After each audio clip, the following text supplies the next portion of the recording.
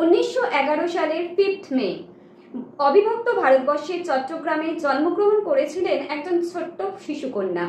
পরবর্তীকালে যিনি ভারতবর্ষের স্বাধীনতা সংগ্রামে সশস্ত্রভাবে অংশগ্রহণ করেছিলেন এবং শুধু তাই নয়, ভারতবর্ষের স্বাধীনতা সংগ্রামের ইতিহাসে যে সকল বাঙালি শহীদদের নাম স্বর্ণাক্ষরে লেখা আছে, মহিলা হিসেবে ওনার নাম অন্যতম জায়গায় রয়েছে।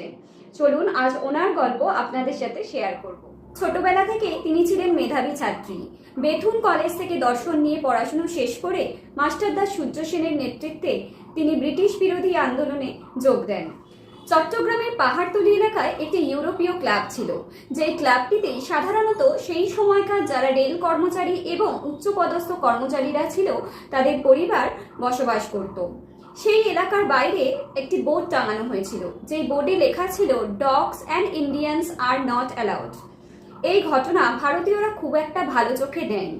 ভারতীয়দের কাছে এই ঘটনা ছিল বর্ণভেদ প্রথারই একটি অংশ এবং তাদের অপমান। 24শে সেপ্টেম্বর 1932 মাস্টারদা সূর্য সেন ঠিক করলেন ব্রিটিশ বিরোধী আন্দোলনের নেক্সট টার্গেট হবে এই ক্লাবটি, এবং যেমন চিন্তা তেমন পরিকল্পনা। ঠিক হলো হিট অ্যান্ড রান পদ্ধতির মাধ্যমে এই আন্দোলন কার্যকরী করতে হবে। একটি দল তৈরি করা হলো প্রশিক্ষণের জন্য। একজন নারীর নেতৃত্বে কয়েকজন বিপ্লবী রাতের অন্ধকারে ক্লাবটিকে ঘিরে ধরল এবং অতর্কিতে শুরু হলো বোমা এবং গুলিবর্ষণ। ক্লাবের ভিতর আতঙ্ক ছড়িয়ে পড়েছিল। বহু বিপ্লবী পালিয়ে যেতে সক্ষম হলেও তিনি পালিয়ে যেতে পারলেন না, কারণ তিনি আংশিকভাবে আহত ছিলেন। এরকম পরিস্থিতিতে ইংরেজদের কাছে ধরা দেওয়ার থেকে মৃত্যুকে আলিঙ্গন করাই তার কাছে শ্রেষ্ঠ বলে মনে হয়েছিল। তিনি নিজের কাছে লুকিয়ে রাখা সায়ানাইড গ্রহণ করলেন এবং মৃত্যুর কোলে ঢলে পড়লেন।